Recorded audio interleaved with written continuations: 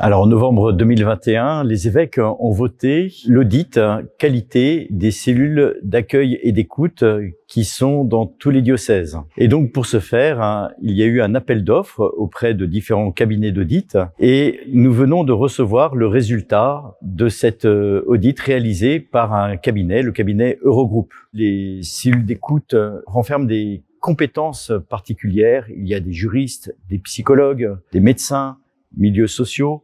Donc, il y a une professionnalisation, en quelque sorte, de ces cellules d'écoute, et puis aussi une insistance sur la mise en réseau avec les ressources locales. Ces cellules d'écoute accueillent les témoignages, mais par la suite, elles sont appelées à mettre en réseau ou à adresser les personnes vers les existants locaux qui sont tout à fait compétents.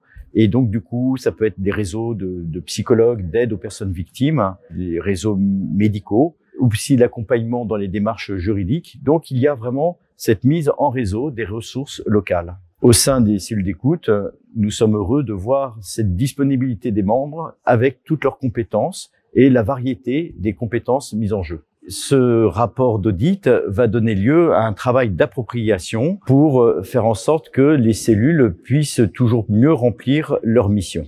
Un point important, c'est que les cellules puissent être visibles, qu'il y ait des modes de contact différents, que ce soit par mail, par téléphone. Un point qu'il y ait un gage de qualité dans l'écoute, des process d'archivage, de conservation de la mémoire, et ainsi de suite. Et puis, il y a un point d'attention sur la formation des membres des cellules d'écoute, qui elles-mêmes reçoivent une lettre de mission de la part de l'évêque et sont appelés à se former, que ce soit en victimologie, que ce soit un point d'attention sur la supervision.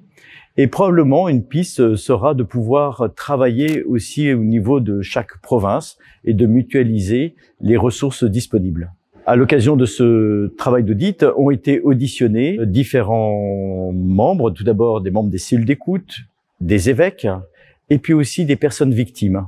Donc, à travers ce travail, nous avons une photographie non seulement de la situation actuelle des cellules d'écoute, mais aussi des préconisations et donc un travail qui se tourne aussi vers le futur avec toujours cette volonté d'amélioration et cette détermination d'accompagner au mieux et de prévenir les situations d'abus et de violences sexuelles.